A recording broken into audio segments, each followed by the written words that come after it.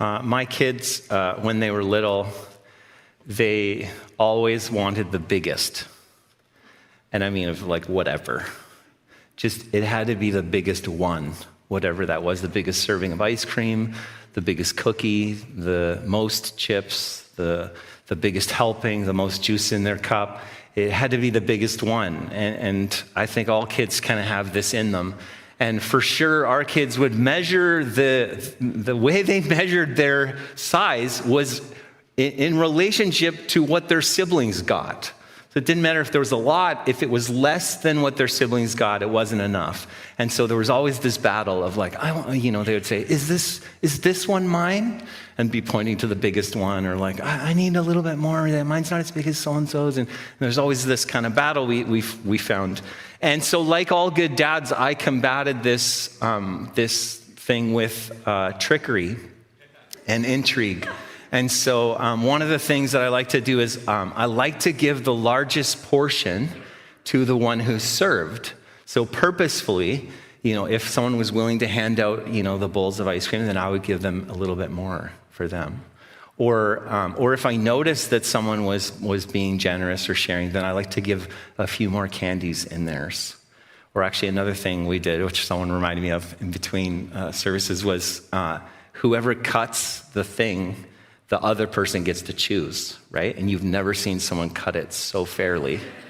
That's when someone else is choosing, right? So what we like to do is we reward generosity with generosity and stinginess with stinginess. I learned that from Jesus. You'll learn it too today. This is our passage.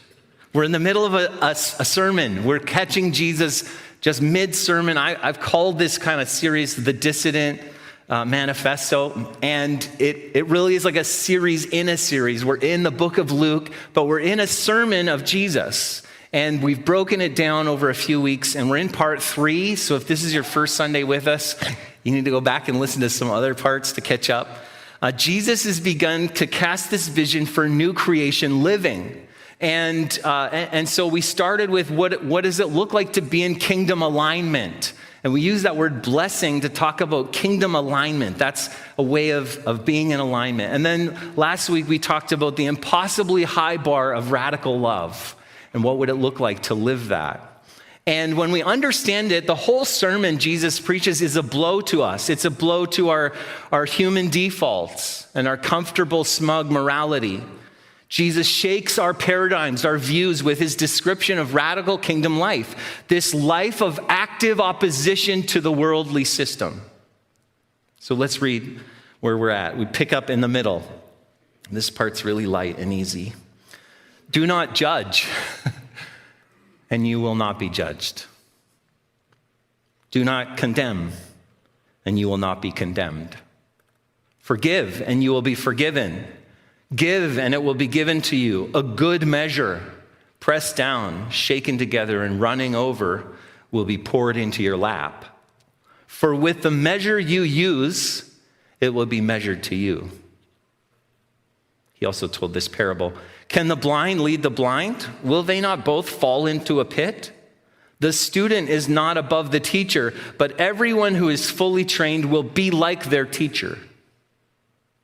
Why do you look at the speck of sawdust in your brother's eye and pay no attention to the plank in your own eye? How can you say to your brother, "Brother, let me take the speck out of your eye," when you yourself fail to see the plank in your own eye? You hypocrite. First, take the plank out of your eye, and then you will be able to see clearly to remove the speck from your brother's eye. This is God's word. My big idea this morning is that the metrics we use in relationship with others is our capacity to receive. The metrics we use in relationship with others is our capacity to receive. And I just couldn't get past that phrase, for with the measure you use, it will be measured to you. The measure you use. Everyone in Canada is using the metric system, aren't we? Welcome to Canada. We're using the metric system. Surprise. If you didn't know that, The metric system was invented by France. I don't know if you knew this part. I just found this out myself. So 1795, France had over 400 different kinds of measures. So maybe they were all saying a foot, but they all had different meanings for that foot. And so they said, this is craziness. We have all these different kinds of measures. We should come up with one standard way. And everyone in the country will go by this one way. And so they developed this system called the metric system. Now, we adopted this in 1970. I don't know if you knew this, but I just found this out. I was like, I was born in 1977. So this is like pretty close to my lifetime. And some of you are like, yeah, I know, I remember. And others of you like have no idea. You're like, 1970, that's forever ago. 1995 was when they kind of stopped. They said, this is the period of time we're implementing this. So 1995, I was a kid, but I just remember like the metric system was our system. The imperial system was what the United States used, and they didn't want to change. They kept their own system, and now we have this dual system. I think in some ways we live in two worlds because road signs tell us we go by kilometers, and if you measure liquids, it's always in liters. But if I asked you how tall you are, like I asked a bunch of people this morning, you'll tell me it in feet and inches. Or if I asked you how much you weigh, after you slap me for being rude, you will answer me in pounds, right? That's how it works. If I asked you how many of you know how many kilos you weigh, most of you wouldn't know. But I looked it up, mine's 86. I feel like that's a much better number to go by. 86 sounds so small. We should all go by kilos. What are we doing with the pounds thing? Like 86 is so good. Living in Canada doesn't automatically mean that you know how many centimeters tall you are. I'm 182.88, by the way. Look that up too.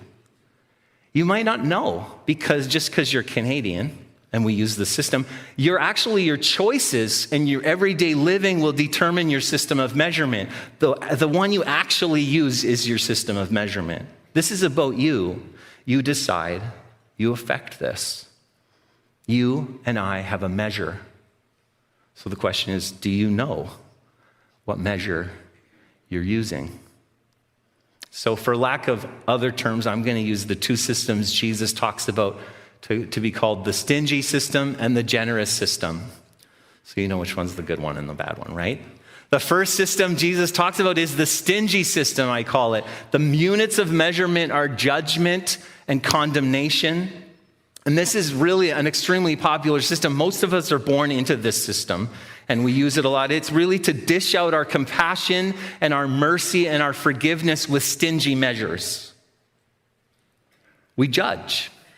We evaluate others. We measure them, their actions and their words and their motives. And we can't just justify this under the term discernment. Often we say, oh, I'm just being discerning. And it's true, we have discernment. This is a different thing. This is just the ugly face of judgment.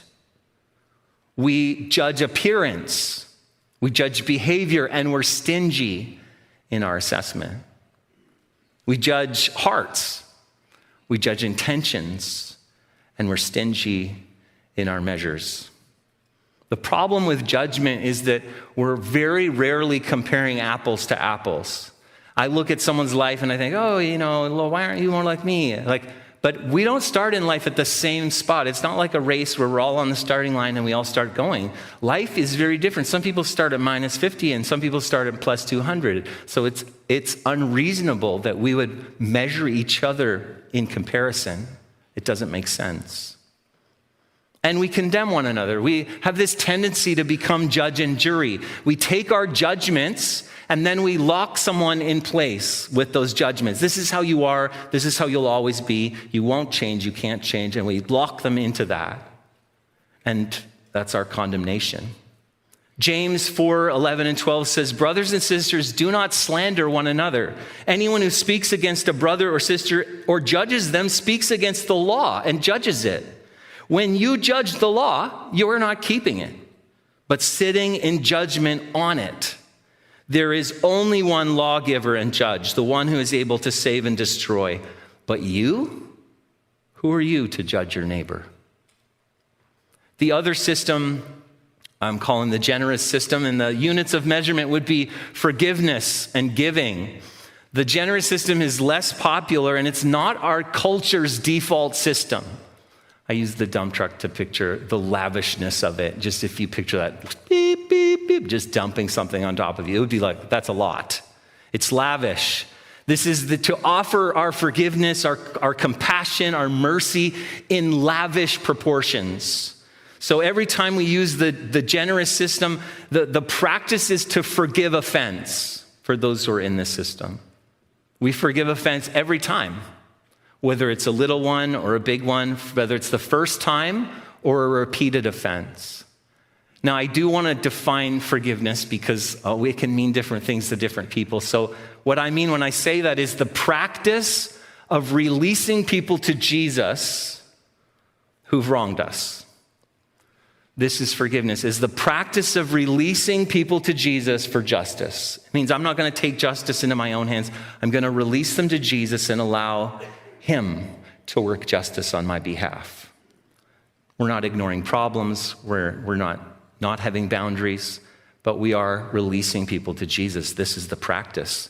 Jesus also uses the term giving, and lots of times we think about money. When I say giving, people think money. This isn't about money. This is about giving the benefit of the doubt. This is about giving people their story.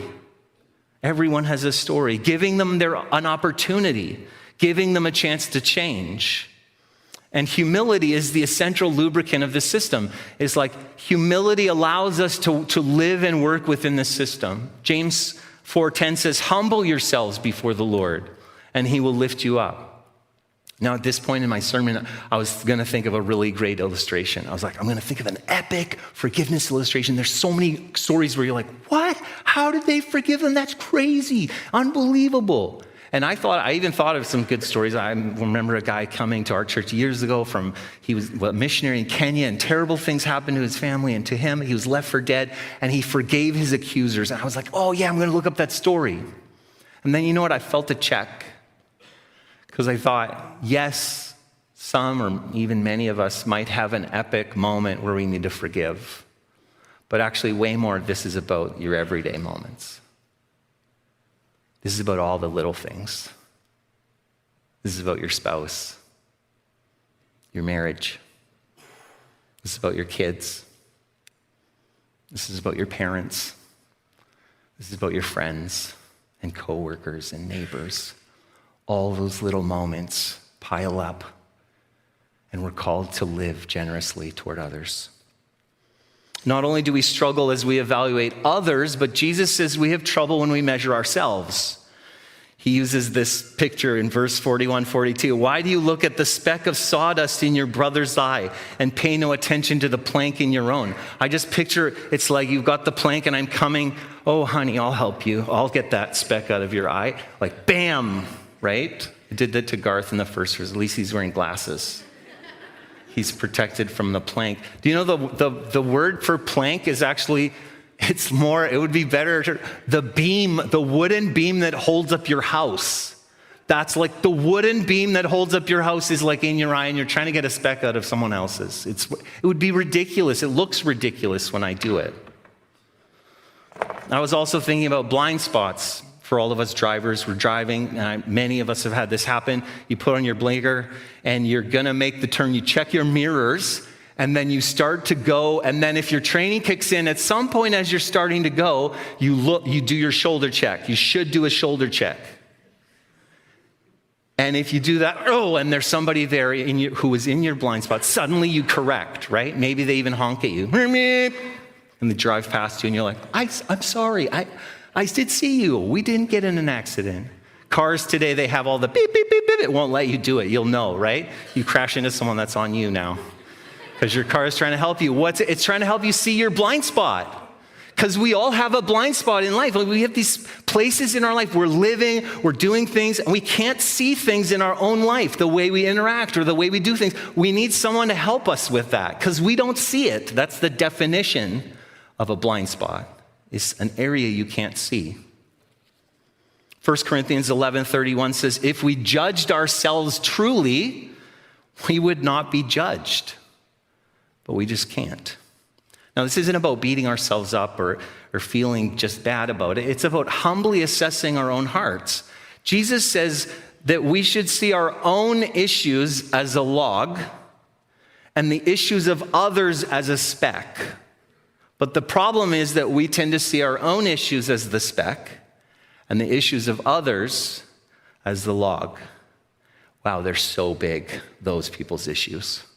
In fact, I'm going to even send them this sermon because they could use it. We can't help others until we can humbly see our own desperate need for a Savior. Jesus says, it will be measured back to you. There's a story of a woman, she left her family, she's going on a trip, and she was just happy to get to the airport. There's space. She's like, okay, I have to wait, but it's okay. She goes into the waiting room, into the lounge. She buys a book.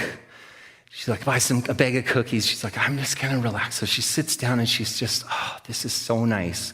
And she just starts eating the cookies as she's reading. And she looks over, and as she takes a cookie, the guy next to her takes one of her cookies. And she's like, whoa, did that guy just take my cookie? So she takes another one, and then that guy takes another one. Now she's like giving him the glare. Back off, buddy. But she's not confrontive, so she takes another one. He takes another one. She's like, thief, oh my goodness. Oh, and then she takes another one. He takes another one. Oh, you're so insolent. Oh, she takes another one. Another pickpocket. Oh, you're so assumptive. Oh, and takes another one. He takes another one. They're down to the last. There's one cookie left. The guy reaches down. She looks at him like this.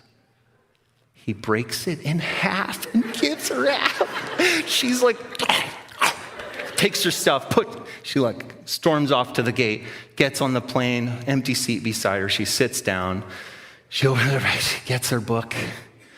She reaches into her bag and pulls out her bag of cookies. Unopened. She was eating his cookies.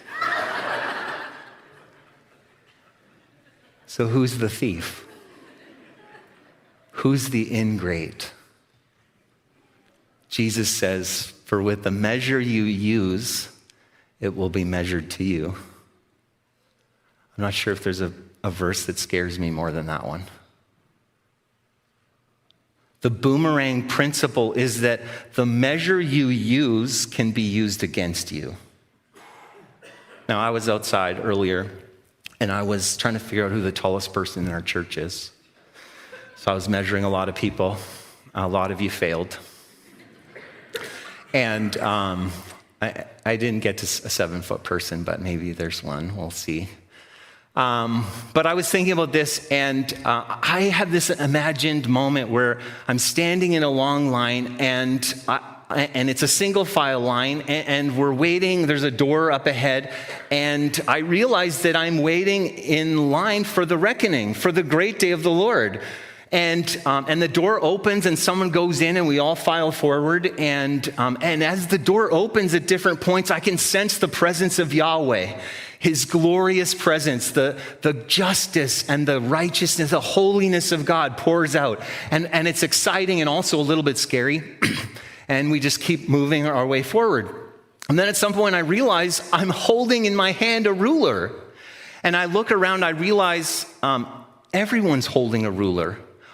Only mine's bigger than everyone else's. And I'm like, oh, this is awesome. This must be about how awesome we are. And mine is very long because I'm very awesome. I start thinking, maybe this is how we're going to measure our crowns or something. And I'm going to get a big crown. And I notice like there's a guy a few people back, and he's got the little geometry set rulers. Like, try not to laugh at him, but like, buddy. And slowly we keep going until I get into the room and the door closes. And all I have is this ruler. And then God says, this is your measure, John. This is how you measured others, and it will be used for you. No one could measure up. No one could meet your standard. And now it will measure you. Romans 2:1-3 says, you therefore have no excuse. You who pass judgment on someone else, for at whatever point you judge another, you are condemning yourself, because you who pass judgment do the same things. Now we know that God's judgment against those who do such things is based on truth. So when you, a mere human being, pass judgment on them and yet do the same things, do you think you will escape God's judgment? I was thinking about how scary that is, that my life will be evaluated by the standard I held for others. And I started looking at this passage more, and I started thinking maybe that this is more about volume and capacity. So I brought this bin and a few other little measures here. I bought some different measures we could use that involve volume and capacity. And I was thinking that Jesus highlights that those who live with a stingy metric aren't richer for it, because you only end up with a smaller container. This is the picture of those who listen to Jesus. He says, a good measure, pressed down, shaken together, running over, will be put into your lap. Your lap was, in the first century, you picture a robe. Remember, people were in robes. The lap was where it was like a built-in container. So you could just like hold your robe out, and they would fill your lap with, that would be a container of something like wheat or something. And so I think instead of a ruler, actually maybe we should be picturing like quarter cup or teaspoons or tablespoons, or maybe even a giant Rubbermaid if you're into big measures. Because the container you use to dish out to others is the container that will be used to receive. I say, I'm giving out here. Okay, Lord, where's mine? He says, it's the same one. It's the same one. So your capacity for generosity enables or inhibits you from receiving. The instruction of Jesus is to live generously, because this is about sowing and reaping. This works positively and negatively in Scripture. You could reap good stuff or bad stuff. And so if you judge people harshly or ungenerously, it will come back to bite you. I remember as a new dad, I had one child, and I thought, I'm a pretty good parent. It was Maddie. She's super compliant. She was like, I just want to do the right thing. I was like, look at me. I'm such a great parent. What's wrong with you other people? And then I had another child. It was Elijah. He was just wanted to play all the time. So he's like pretty quiet. I'm a great dad. Look at me. What, like, you guys need to get control of your kids over there. I'm a great dad. And then I had a third child. And it's about personality. It's not about parenting, guys, okay? Gabe had a very different personality, very strong personality as a little boy. And all my judgments came back to bite me as I tried to parent a child and realized, this is like, I'm the same parent. What's happening? All my techniques don't work. It comes back at you. If you condemn others for their flaws, they go looking for yours and then condemn you with them. If you extend forgiveness freely, then people are more inclined to forgive you. Or if you give with a generous heart, people also will give to you. James 2:12 and 13 says, speak and act as those who are going to be judged by the law that gives freedom. Because judgment without mercy will be shown to anyone who has not been merciful. Mercy triumphs over judgment. Mercy wins. It wins. We want that. Jesus promises abundant return, good measure, pressed down, shaken together, running over. So I feel like this seems important. We need to be able to learn this kind of metric system. So I looked up, how do we learn a new metric system? I looked up, how did we do this? Moving from imperial to metric system. How does that happen? It's called metrication. Here's your history lesson, okay? Metrication is what it's called. And there's 3 ways you can do metrication. You could learn a new metric system. The first way you could do this is called redefine. Redefine. You use old words, but change their meaning. I put that up there because it's actually Swedish for a speed zone. And I just thought, that's the craziest thing I've ever seen. They should redefine that. but this is what I found out. So in redefining, you would still use the terms you used to use. So you'd still use the word mile. You would just change the distance of a mile. So this is what I found out. In Swedish, a mile is 10 kilometers. I was like, is this for real? Maybe someone could come correct me later. This is what I found. So the same terms, but a different definition. Okay, that's one way. The second way is to phase in the change. This allows both systems to operate parallel to one another, and slowly you're hoping it will change. So this method takes a long time. It's a long process. We're still in it. We're still phasing in. Are we still phasing in? Are we just kind of settled with what we got? You know, sometimes it works, sometimes it doesn't. Japan took 70 years following this method. We're still waiting for it to be fully phased in, I think. And then the third way, you could change your metric system, or you could apply metrication. They call it the Big Bang. And that's to immediately and completely change over all systems, all signs, and re-educate everyone. And to begin to implement this immediately. In India, this was a 2-year wholesale process. 2 years, they were done. They changed over. I feel like these three things also really apply in our kingdom metrication as we seek to change our system over to the kingdom system. The first thing we could do is we could just change how we talk about things. We just, use different language, Christian language, but we really still keep doing the same stuff. But we talk different. And this is really not to change at all.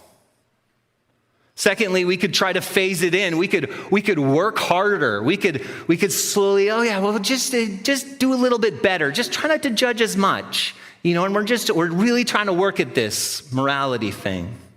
And the Bible tells us this will end up with selective change. What will happen is you'll change some things, usually the things that are the most obvious, and then you'll have lots of other ones you just leave going on. Like your weight when I ask you.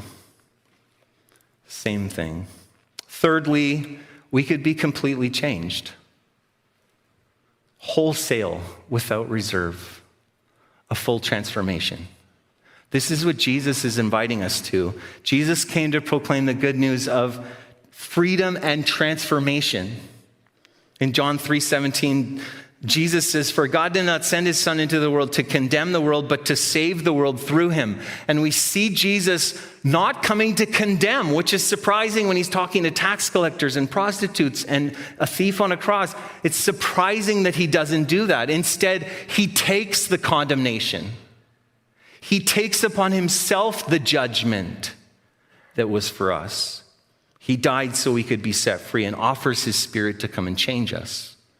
I thought of the story where Jesus is reclining at the house of a Pharisee, and this woman breaks into the room, breaks into the dinner party, and they're all reclining. She's weeping and weeping and weeping. Something Jesus said or did has impacted her, and she's now found him, and she's weeping and weeping.